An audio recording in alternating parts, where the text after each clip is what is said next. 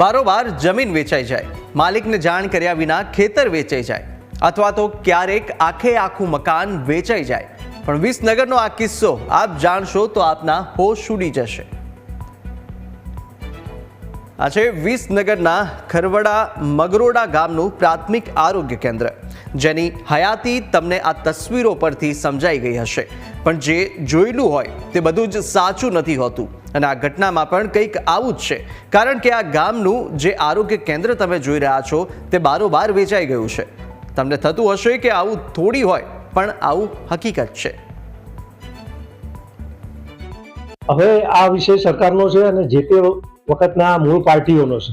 હું જ્યારે દાખલ થયો ત્યારે જે વાત હતી કે 23.99 ગુંઠાની વાત છે એ જે એના મધરના નામે ડોનેટ કરવાની હતી, અને મારી પણ ઈચ્છા એવી છે કે ખરવડા અને મગરોડા ગામ વચ્ચે જો આરોગ્યનું એક દવાખાનું હોય, લોકોની સુવિધા હોય, તો હું પણ મારું નામકરણ કરી અને 23.99 ગુંઠા આપવા માટે મારી તૈયારી છે।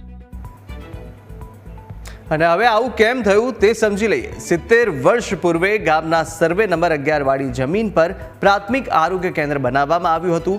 70 વર્ષ પૂર્વે રાઈબેન ચૌધરી નામના એક મહિલાએ આ જમીન આરોગ્ય કેન્દ્ર બનાવવા માટે આપી હતી, પણ સરકારે જમીન ટ્રાન્સફર કરાવ્યા વિના જ ત્યાં આરોગ્ય કેન્દ્ર બનાવી લીધું।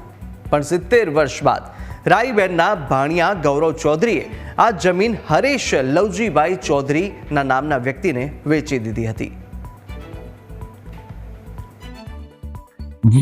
વાતોથી જાણ્યું છે કે આ જમીનનું વેચાણ થઈ ગયેલું છે, પણ આ જમીન કદાચ મારા જન્મ પહેલા આ જમીન ઉપર આરોગ્ય ખાતાનું મોટું બિલ્ડિંગ બનેલું છે, જે 13 ગામનું સામૂહિક પ્રાથમિક આરોગ્ય કેન્દ્ર છે। તો દરેક ગરીબ વર્ગ અને બધા જ આનો લાભ લઈ રહ્યા છે। તો આ ક્યારે વેચાઈ ગઈ, કેમ વેચાઈ ગઈ, હજુ એક પ્રશ્ન ઉદ્ભવી રહ્યો છે। આજે ગામમાં વાતો પણ ચાલી રહી છે કે આ જમીનને જે મેઇન વ્યક્તિ જે દાન કરેલું, વર્ષો પહેલા જે બેન હતા એમને દાન કરેલું છે, અને એમના વારસે કોઈ જે થતા હોય એમણે કોઈ એક ભાઈને વેચાથી આપી દીધેલું છે, એટલે હવે આ પ્રશ્ન ઉપજી ગયો છે।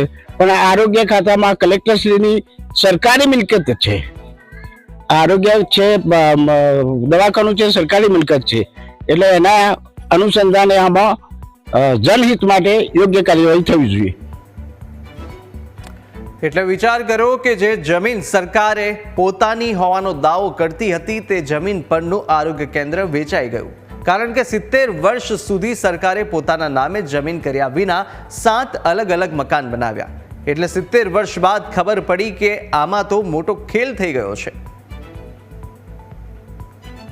ચાલુ છે વર્ષોથી જૂનો પ્રશ્ન ચાલતો આવે છે, ત્યાં એક ખરવડા અને મગરોડા ગામનો પ્રશ્ન છે, અને આ જે જમીનનો પ્રશ્ન છે એની જાણ અમે તાલુકા આરોગ્ય અધિકારી શ્રી તથા મુખ્ય જિલ્લા આરોગ્ય અધિકારી શ્રીને કરેલી છે, અને આગળની કાર્યવાહી ચાલુ છે કે સર જે અમારી ઉપરી અધિકારી અથવા તો પછી અમારા મુખ્ય જિલ્લા આરોગ્ય અધિકારી તરફથી જે બી સૂચના મળવામાં આવશે એનું પાલન કરવામાં આવશે। વિસનગર તાલુકાના મગરોડા ખરવડા ગામે આવેલું સરકારી દવાખાનું વેચાઈ ગયું।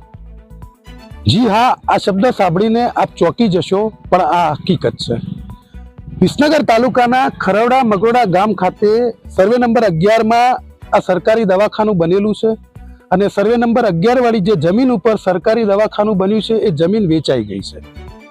આપને જાણીને નવાઈ લાગશે, અને આ જે સ્થિતિ ઊભી થઈ છે તેને લઈને મહેસાણા જિલ્લાની આરોગ્ય વિષયક સેવાઓ, જિલ્લા આરોગ્ય અધિકારી અને આરોગ્ય વિષયક સેવાઓ પાછળ ખર્ચાયેલા લાખો રૂપિયા સામે સવાલ ઊભો થયો છે। 70 વર્ષ પૂર્વે 70 વર્ષથી સર્વે નંબર 11 ઉપર આ આરોગ્ય જે કેન્દ્ર છે તેને ઊભું કરવામાં આવેલું છે। અહીં આયુષ્માન આરોગ્ય મંદિર છે, પ્રાથમિક હેલ્થ સેન્ટર છે, આયુષ સબ સેન્ટર છે, અને તમામ પ્રકારની આરોગ્ય વિષયક સુવિધાઓ ઊભી કરવામાં આવી છે। રોજના 60 થી 70 વ્યક્તિઓ અહીં સારવાર માટે આવે છે, પરંતુ આ જગ્યા વેચાઈ ગઈ છે। તો 70 વર્ષ પહેલા રઈબેન ચૌધરી નામના એક વ્યક્તિએ આ જગ્યા આરોગ્ય સેન્ટર બનાવવા માટે દાનમાં આપી હતી, પરંતુ રઈબેન ચૌધરીની દીકરી અને તેમના પુત્રએ આ જગ્યા પોતાના નામે હોવાનું જાણ્યું, અને ત્યારબાદ તેમણે આ જગ્યા હરેશભાઈ ચૌધરીને વેચાણ આપી દીધી। સવાલ એ થાય છે કે જ્યારે જગ્યા દાનમાં લેવામાં આવી 70 વર્ષ પહેલા, ત્યારે આ જગ્યા ઉપર સરકારે કેમ કોઈ પ્રકારનો બોજો ન પાડ્યો અથવા તો જમીન કેમ સંપાદન ન કરી અને જમીન સંપાદન કર્યા વિના આ સ્થળે કેવી રીતે આરોગ્ય વિષયક સુવિધાઓ ઊભી કરી દીધી? જો આરોગ્ય વિષયક સુવિધા ઊભી કરવી હતી તો પછી 70 વર્ષ પહેલા જગ્યા લેતા પૂર્વે બોજો કેમ ન પાડવામાં આવ્યો? હવે ખરીદનાર વ્યક્તિ હરેશભાઈ એવું કહી રહ્યા છે કે મને વેચાણ દસ્તાવેજ કરી આપવામાં આવ્યો છે અને હું જમીન ના ખરીદત તો બીજો કોઈ ખરીદત. જોકે ખરીદનારે પૈસા આપીને જમીન ખરીદી છે, પણ સવાલ એ થાય છે કે સરકારી તંત્રએ 70 વર્ષથી આ જગ્યાએ આરોગ્ય વિષયક સુવિધાઓ ચાલી રહી છે, તો આ જગ્યા આરોગ્ય વિષયક સુવિધા માટે કેમ સંપાદિત ના કરી? અને સંપાદિત ન કરી તો તેને કારણે હવે આ જે જગ્યા ઉપર લાખો રૂપિયા ખર્ચ કરવામાં આવ્યો તો તેનું શું? હવે માહિતી એવી પણ સામે આવી છે કે આ ગામમાં આરોગ્ય મંદિર માટે 86 લાખ રૂપિયાની જિલ્લા કલેક્ટરે ગ્રાન્ટ મંજૂર કરી હતી, પરંતુ આ ગ્રાન્ટ હવે આ વિવાદ ઉભો થતા અટકાવી દેવાઈ છે. સવાલ એ છે કે આ વિવાદમાં ગામના લોકોને આરોગ્ય વિષયક સુવિધાઓ ન મળે તેવી સ્થિતિ ઊભી થઈ છે, કારણ કે આ જમીન હવે વેચી દેવાઈ છે. જે જગ્યા ઉપર આરોગ્ય મંદિર છે જમીન વેચી દેવાઈ છે અને જમીન વેચી દેવાને કારણે તેનો રજીસ્ટર દસ્તાવેજ પણ થઈ ગયો છે. પણ આમાં ભૂલ કોની? જમીન ખરીદનારની, જમીન વેચનારની, કે પછી જમીન ઉપર સંપાદનની નોંધ કર્યા વિના આરોગ્ય મંદિર બનાવનારની?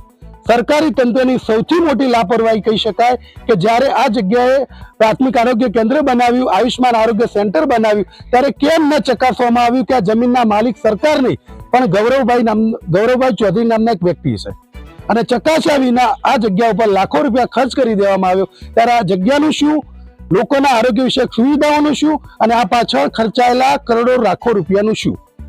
સવાલ સૌથી મોટો છે, પણ આમાં સૌથી મોટી બેદરકારી જિલ્લા આરોગ્ય અધિકારીની કે પછી જિલ્લાના આરોગ્ય વિભાગની કે પછી જિલ્લા કલેક્ટરની.